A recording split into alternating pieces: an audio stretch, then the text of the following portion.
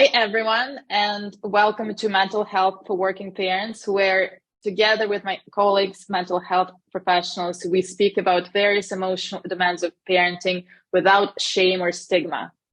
And today I'm here with Alina, who is a psychotherapist, and she's based in Netherlands. And we are going to talk about developmental stages. So stages of development for children and parents. And Alina is going to tell us what's normal, what to expect, what are the main challenges that many parents face throughout growth and development of their children. And could you just introduce yourself briefly, and then we're going to open up the conversation. Thank you, Marina. Thank you for your invitation. I'm really happy to be here with you. I'm Alina Comendant. I am a psychotherapist, a trainer, and a supervisor in transactional analysis, and I'm also a Gestalt play therapist. I'm working with children, with teenagers, with adults. I have my private practice here in Hilversum in Netherlands, and I work a lot online, especially with parents. I'm doing this for over 10 years as a psychotherapist, and for over 15 years working with children in different environments, from schools or after schools, educational centers. And I think this is a good start about me. Yeah. So you work with children and families. Yes, I was with children, with teenagers and adults, and it is my passion actually to observe how developmentally people change or people grow up. That's why I really love to work with children, teenagers, and adults, just to see how is the impact of things, developmental, especially. Yeah. And just kind of to start on the whole developmental theory, could you just briefly summarize what it is about? Briefly. So developmental stages, we have lots of concepts regarding developmental stages. I have one that is my preferred, and it's my preferred because it's very practical for parents and also for teenagers or children, but also for myself as a specialist. And it's called The Cycle of Development by Pamela Levin. And I really liked her approach because she started to talk about stages of development by observing children from different cultures, how they develop, what is similar across the cultures. And in the end, she came up with 7 stages. That is from becoming, when the baby is in the womb, until when it's an adult, and then maybe even an elder. So developmental stages refer to a frame of time, of the lifespan. And when we talk about the developmental stage, we look into what is happening emotionally, what is happening psychologically or socially with the child, in the family, in the environment, in the context where he or she is living. That's a bottom line about stages of development. Yeah, I love that. I love that book. I love that theory. So this is my favorite as well. Why do you think it's important for parents to know about the developmental stages? Well, I think actually it's really important. Not only important because especially nowadays parents tend to worry a lot. We are not living so much in communities or in big communities as before. And I'm observing that somehow parents, especially of older children, are tending to isolate with their work, with job, with kindergarten. And at a certain point, they start to doubt themselves, and they start to doubt also what is normal and what is not normal. If my child is being really clingy or really anxious or angry, is this normal for his age? Because I have also other things to do, so I can't attend his needs. What is happening with him? And I think it's really important that the parent is knowing what is the transition of the child. Hitting one child at 3 is very different than hitting another child at 6 or at 12. So some things are regarded to in the developmental stages, and they need to be taken care in their specific developmental tasks. So I think this is the main reason why it's so important. This knowledge can provide the parent with more tools of parenting, and also of relaxation. This is normal and this is going to pass. Yeah. So it's something that can be used as normalizing the behaviors, normalizing the challenges, normalizing where we as parents might feel stuck or unsure or unclear. And I think, as you've said, sometimes social media is not helpful in that terms, because I think there is a lot of confusion that can be created. There's a lot of shame and guilt, where parents are kind of trying to get some support, or have questions around, is this normal? Is this normal for me to struggle as a parent? Is this normal for a child to feel this?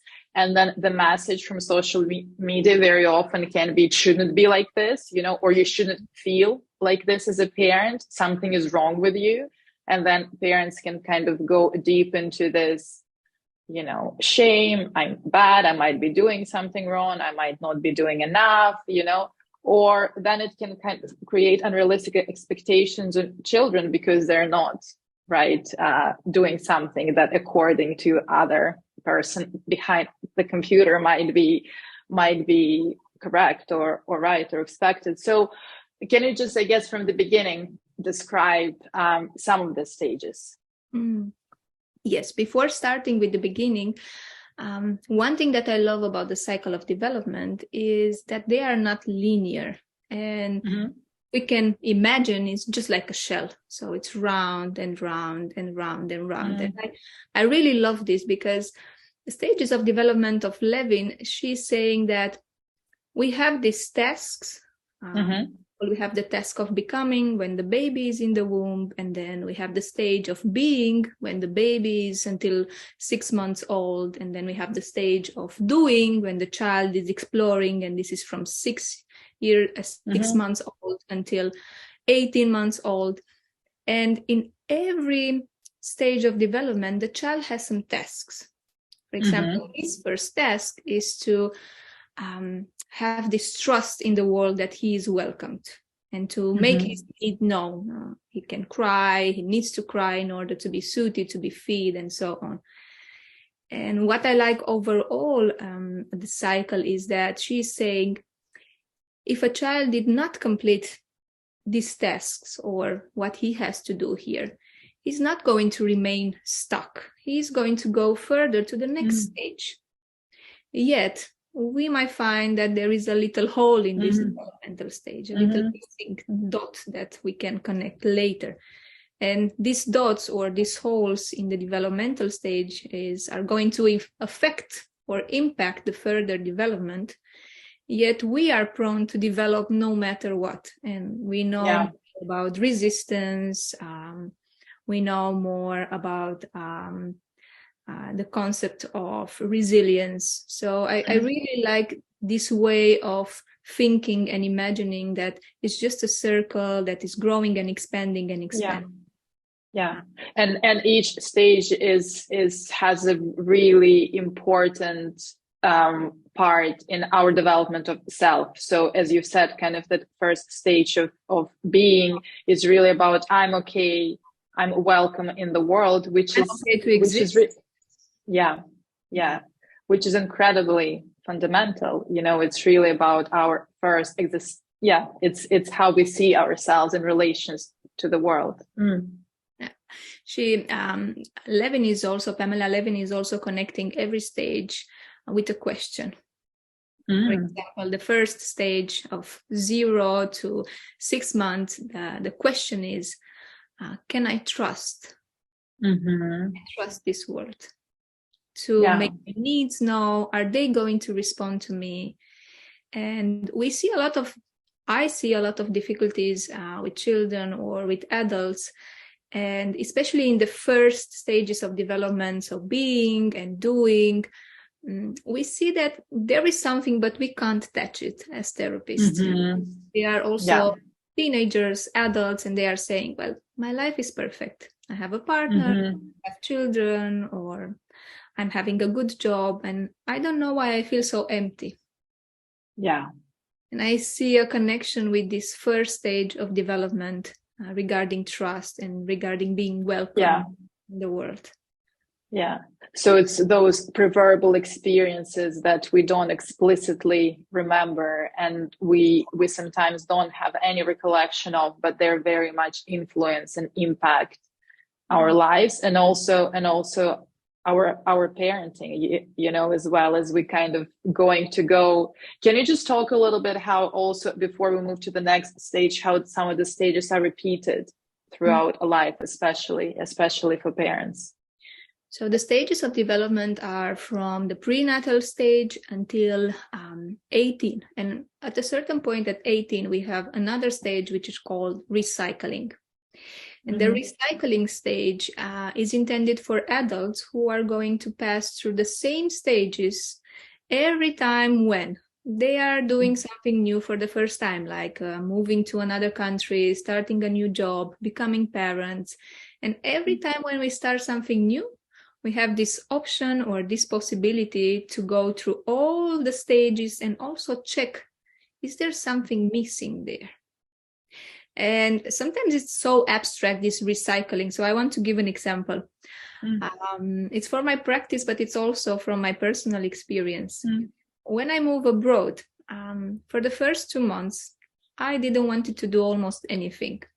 I didn't want to explore the area or go to a new coffee place or just make friends and see the environment.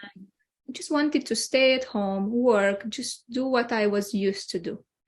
And it didn't feel so good. It felt a bit weird. And I was wondering myself, what is happening? Why I don't go out and make more fun? And in a discussion with another colleague, she was bringing up this thing about recycling. And she said, well, you are recycling being again. And it was true. For me, it was something like a really breaking the ice, because I realized that I am passing again through all the stages. Stages being, and I was just like a baby in of an adult. I did what I had to do, but I did not go into the second stage of development, which was exploring. I didn't want it to explore. I just wanted to feel safe. Safety is before exploring.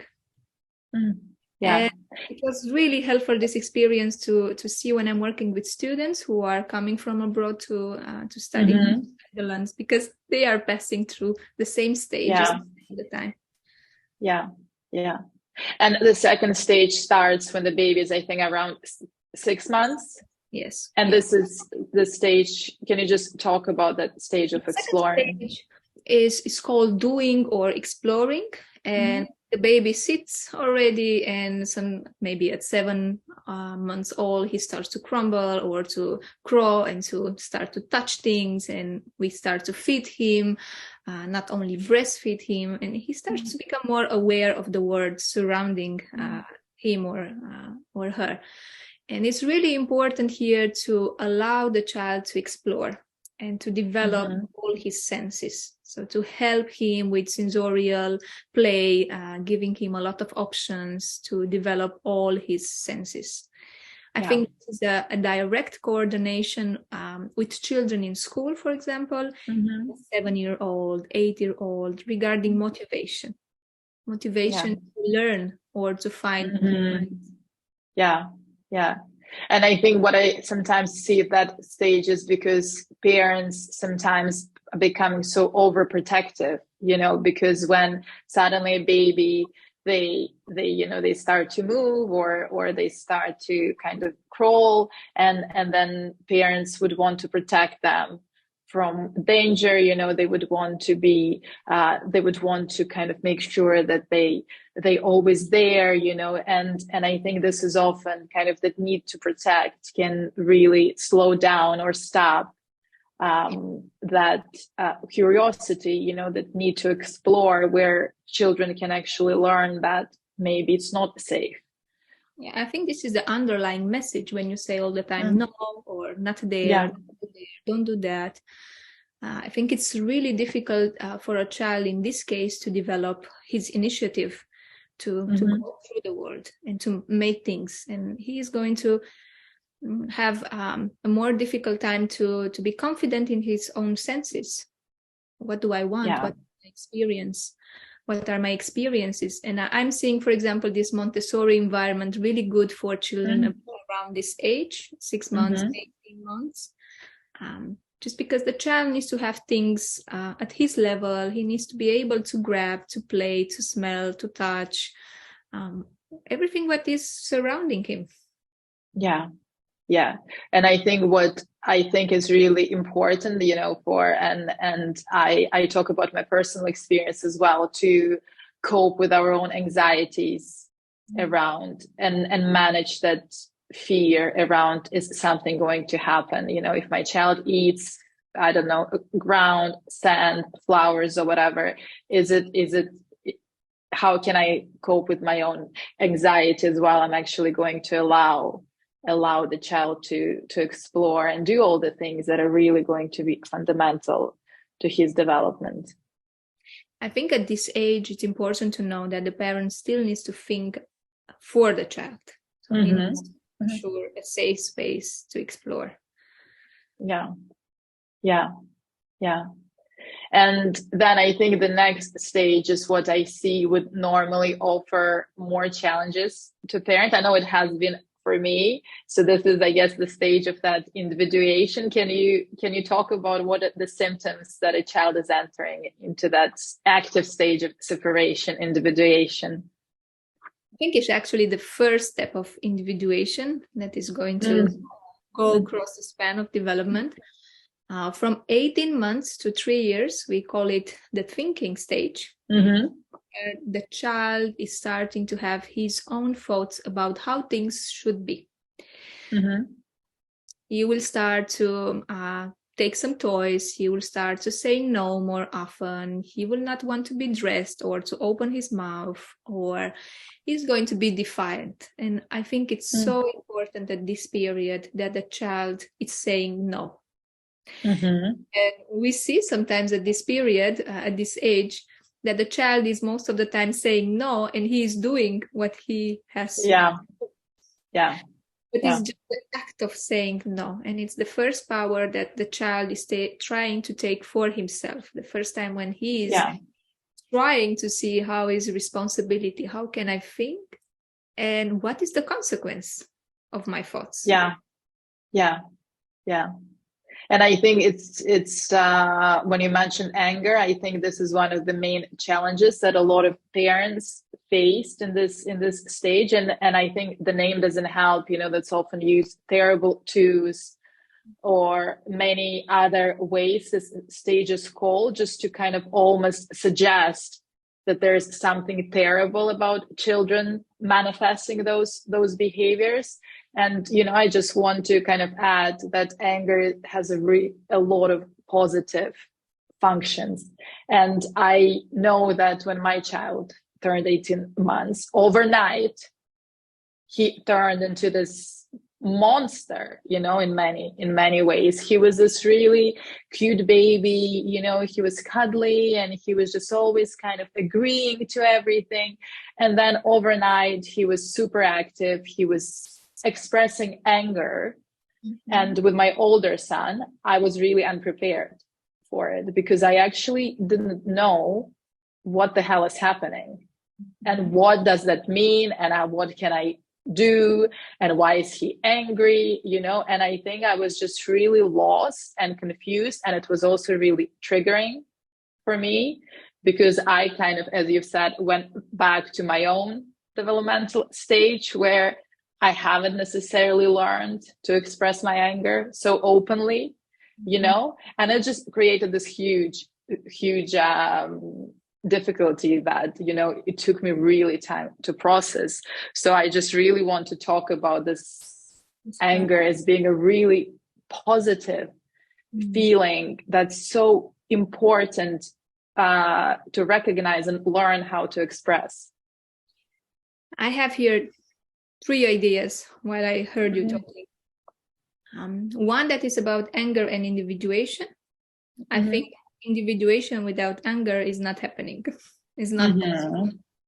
Individuation means the way in which the child is becoming himself, separate from the mother, separate from the family, is his first attempt to say, it's me, I want this.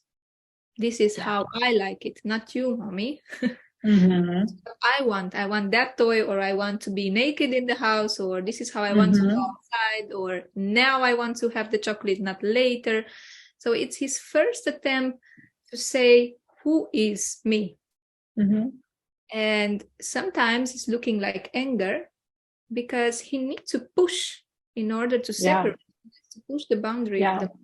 He needs to defy what is happening. And most of the time, it's so necessary. Otherwise, the child is remaining stuck, or is remaining in psychosis or in a dependence. This is also what we see in all the relationships.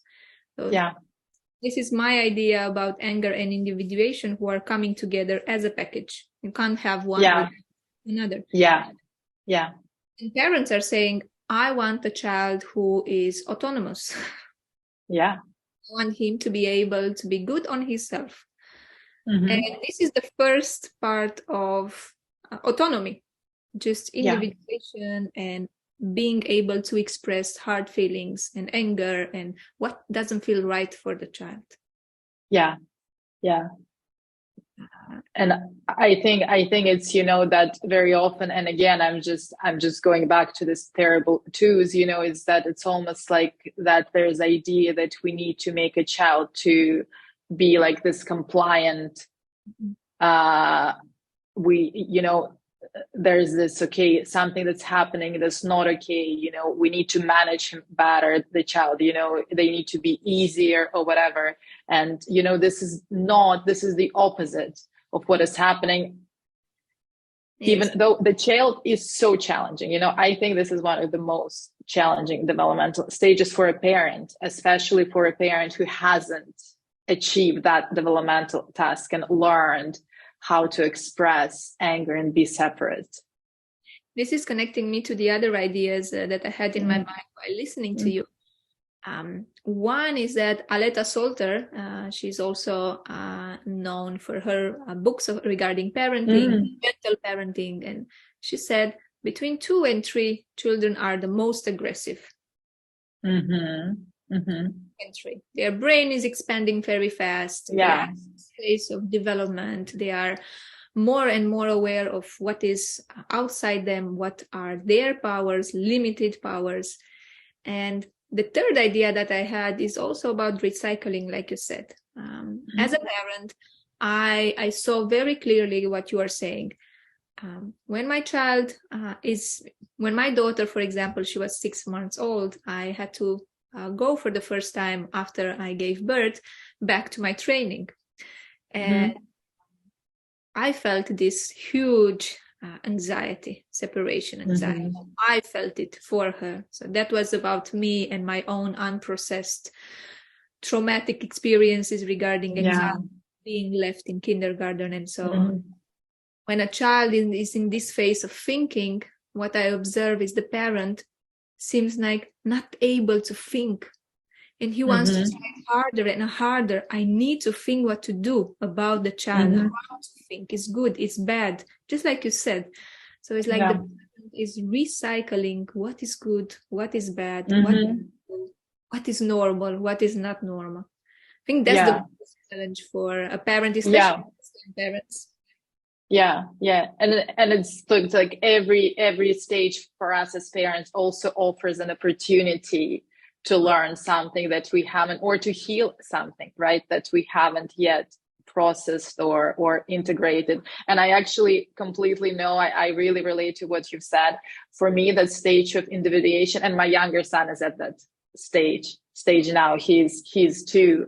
But I think with my older son, I was really able to go back and and to just really learn how to express my anger, how to learn skills to express my anger with him in a very different way. Because I think what happens if you don't, and and I just want to, I guess, normalize some of the things, that it can become very triggering for a parent, and we can be unable to offer the support that our children need if we haven't learned that this is okay to to do this developmental task. Or for example, if we haven't actually learned how to be separate, if in our families our role was to please parents, or to be perfect, or to always kind of comply with everything that they were saying. So I really think that one of the ways to not to repeat some of those patterns is to just use every stage as an opportunity to check in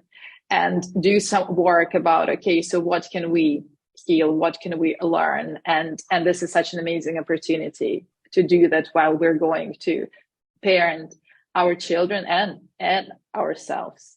Yeah, there is this wonderful book called Growing Up Again by Clark. Yeah. Mm-hmm. I love that. Saying exactly what you are saying. And yeah.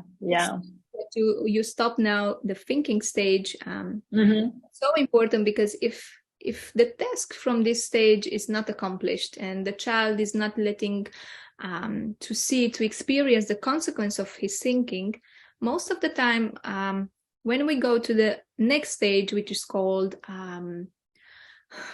power struggles and personality, so all about the identity, we're going to have more power struggles. And we are going to try to pursue the child to think like we want. And we are going to have children at 4, 5, 6 who are going to create a lot of power struggles. Yeah. And it is my professional and personal belief that if you enter in a power struggle with a child of this age, you are not going to win. Nor they are not going to win as well, because even if he's going to get what he wants, like a lollipop or more TV, it's not good for him, or he's not happy in the end that he won from. Yeah. And you know what, one thing that I think I notice about this stage is that very often it's around that 4 when children are going start to do like a lot of activities, and very often, again, we as parents can think our child, this is time for our child to start football, or, we want him to do gymnastics, or we want him to play music. And, and there is always, it becomes our own, right? Things that we think are good for them, and they might be good.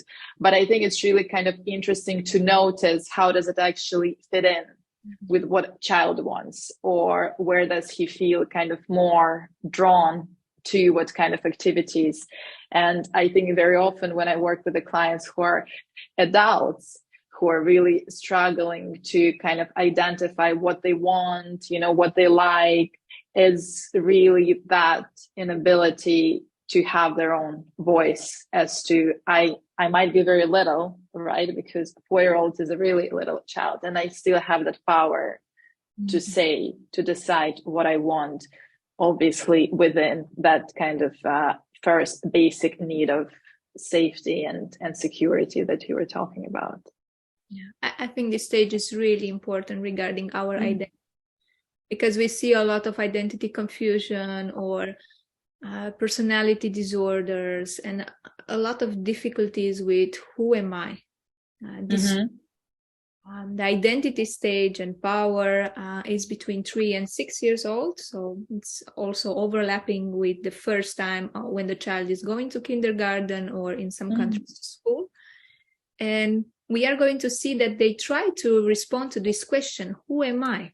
Not only who am I in the family, but who am I in the society? Am I a boy or am I a girl? What do I like? How can I get what do I want, what I like, and how are others reacting to me? It's noticeable. Yeah. And can you just briefly talk, because you mentioned going back to school and separation anxiety before, can you just briefly talk how separation anxiety fits into this stage? I think when a child has separation anxiety around 3 or 4 years old for going to kindergarten, for example, it might be that in the previous stages there are some things that they are not accomplished in order for developmental tasks to be done. It could be about trusting, it could be about the symbiosis, it could be about the fact that the individuation process was delayed and didn't start it. So then it's going to be more difficult for a child who was all the time next to his mother or in the family to go out.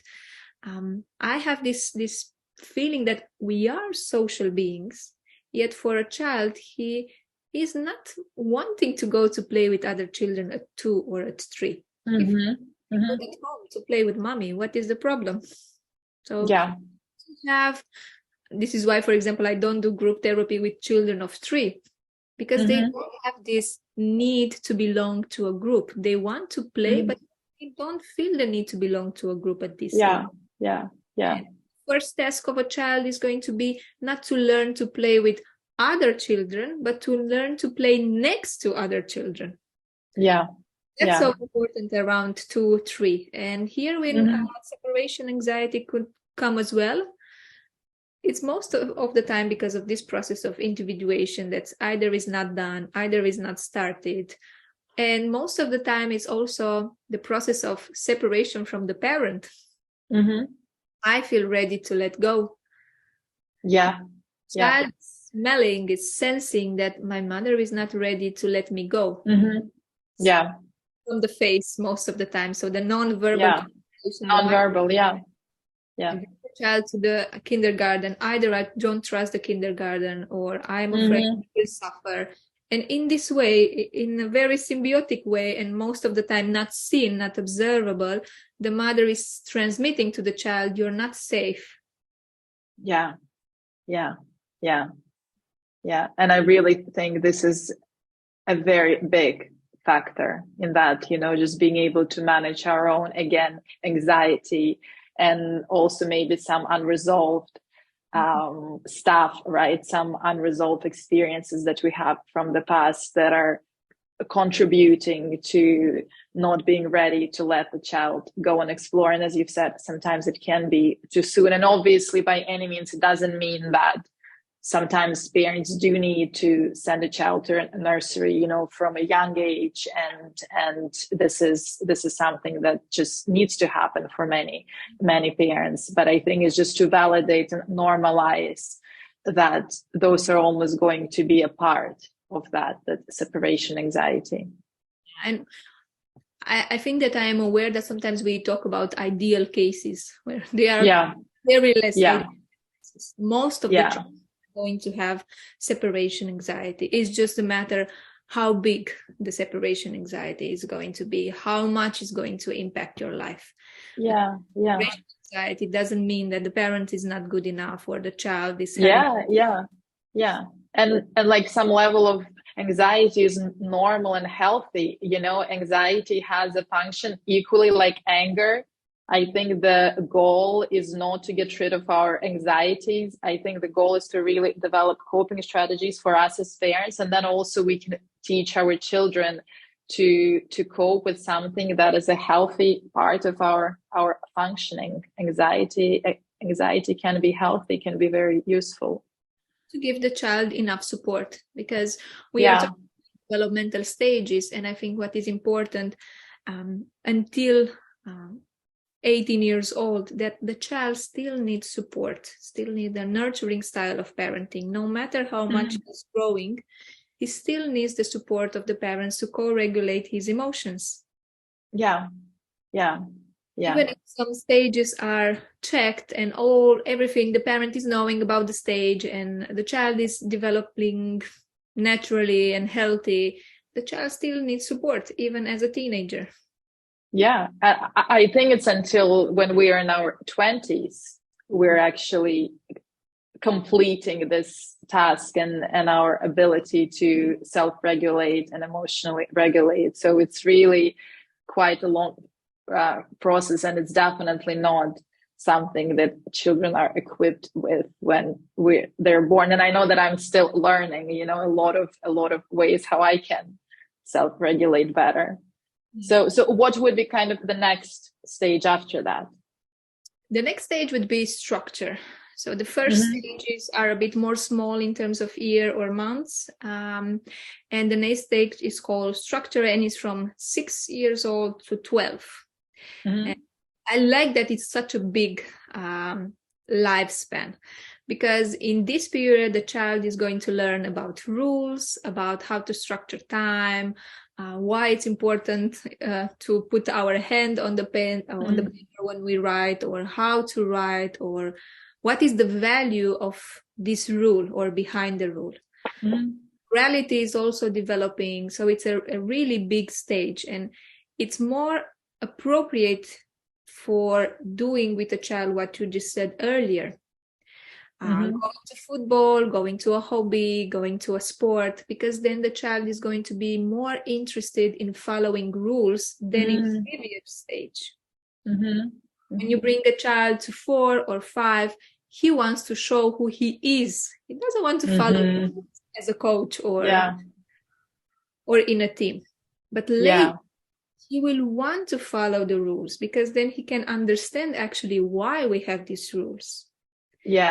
I think it's really important when the parent is bringing a child to do some activities, or it's starting with this journey regarding sports and hobbies. And I'm not saying go after 7. I'm saying that before 7, it's really important to expose the children to activities. Go to see your favorite team playing, go to tournaments, just go to see. Let your child experience. But don't have this expectation to follow the rule when it's not in his developmental stage.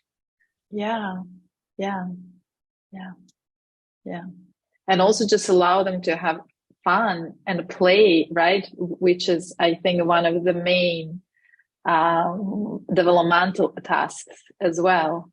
And just having that individual attention, because I think this is where they feel that they're okay to belong to the group, is, again, as you've said, is the next stage for all of us, right? But until we can belong to a group without losing our sense of self, we need to have that strong sense of self.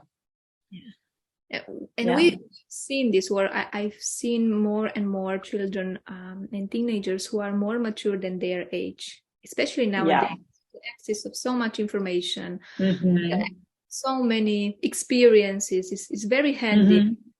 In some cultures, I also see this competition regarding parents, like, oh, my son is going to football and violin and piano, and my child is not going nowhere. Oh, why? What is wrong?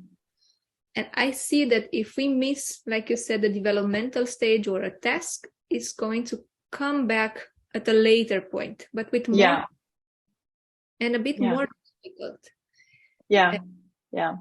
What I'm seeing the most is that the gaps in development are being seen the best in teenagers' years. And that's, again, a big struggle for parents, because starting with 12 to 18, Pamela Levin talked about this cycle of adolescence, and what is happening there inside is that she called it the regeneration cycle.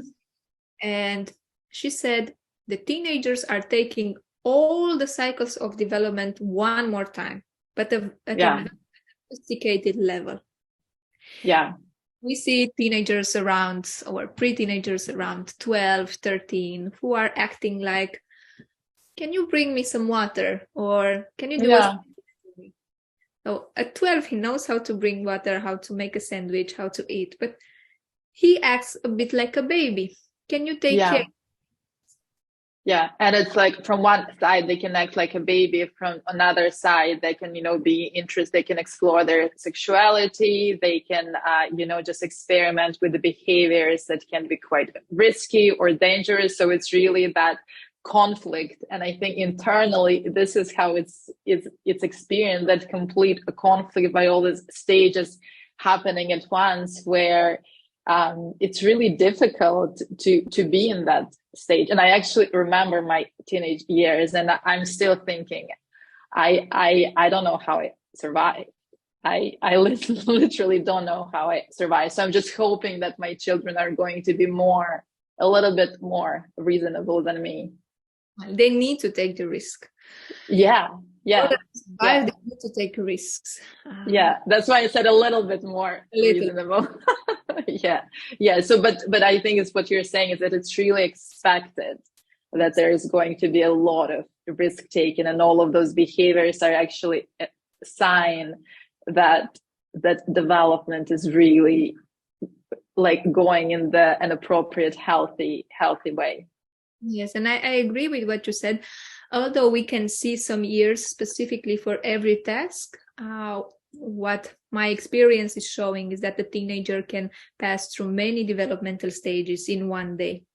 So I want to bring me my water, but I also want to explore the second stage of development. And I'm going into the city. I'm going to a place that I've never been. Yeah. Like I'm a teenager, I can do that. And then a bit of struggle with thinking, saying yes or no to some things, saying yes or no to other types of challenges. And we also see that more older teenagers, like 16, 17, are coming back to the identity level. Who am I? How am I different than my friends? And you hear teenagers at this age saying, I don't want to be like my parents. I don't want to be a doctor. I don't want to be a lawyer. I just want to be something by my own. Yeah. Or, this rule is stupid, or I think this law is stupid. Yeah. Challenging everything, challenging the authority, challenging the structure, just really being rebellious, in this really powerful way. And I think it's such an amazing, helpful place to be that we can really use in many periods of our lives where we actually need that energy and the power to say no, or I want it my way. Even, when we're launching a business, or where we have an idea that we want to make happen, or when we think that we deserve more, right? It's really having that sense of I'm not going to be satisfied, I'm going to challenge. So it's really it's challenging, and it's a lot of vitality and motivation inside this teenager years. And so just kind of, I guess, to wrap it up in terms of the developmental stages, so what's happening after we go through all of those stages of development? We actually recycle them over and over and over and over again until we are old, and then we could start to prepare for our elderly phase. The process is not stopping, and that's why it could be visualized as a shell that is growing and growing and growing, and we keep returning to some things that they were not finished. So the unfinished are going to come in every stage. We do these new things. So we change cities or houses. We take the challenges, and within every challenge we have this opportunity to grow up again and to have more tasks completed, or more awareness about what is happening with me. What am I missing? And do you, if we want to find out what stage we're in, what do you divide? You can divide your age by, is it like by 12? I don't remember, or by 8? I don't do it like this. You don't do it like this. Okay. No, I'm more looking at how I feel, how I think in this. Okay. Yeah. There are some clues for adults that they are recycling a stage. For example, when an adult is starting to dress more provocatively, and he's more interested in sex or in going out with friends, going to bars, he's recycling the teenager stage, the adolescent stage. And I think just I just wanted to say, for parents who are going to watch it, I think one of the main signs for me when I do kind of recycle certain stages is where, again, I feel stuck in my parenting, where I feel, a difficulty, or where I feel that I'm being triggered, or where I feel that I'm not able to regulate myself, or where, I just have this really kind of strange dreams, even sometimes, that come up around perhaps my own childhood, when I just kind of feel that even my body is starting to integrate or reintegrate something that can often just come up, and that, I just feel stuck and don't actually know what to do. So I think this is very often where we can also go back and just start exploring how it was for us. Look at the child of the age of your child, and this as a first clue. Because if my daughter is 12, so I am preparing now to revisit some of my teenager experience. You'll go and party. Yeah, probably it's going to happen. Or probably I'm going to feel more free to have more freedom. Well, that's exciting. That must be. We need to keep doing this, because this cycle of development is not waiting for us. So it's a bit speedy. And I think it really gives an amazing insight of why we have all these chapters of life where we feel different energy, where we feel different potential. There are some chapters where we just feel like we just want to, be at home or go back to the basic sense of safety. So I just think it really validates all this kind of different periods and their purpose and their meaning. And that, as you've said, I think from the beginning, life is not that. It's not linear. Life has cycles, and they're all going to be different and important and significant in very, very different ways. I would conclude it to say that personally, the knowing about developmental stages has brought to me a lot of soothing. Like, I know this will pass. I know that this is a stage. There is something, and it's easier to accept where you are in this moment. So this is what is happening here and now. Well, thank you for sharing some of that. I hope that it would be helpful for those who are going to watch this. We're going to put your website, we're going to put your contact details.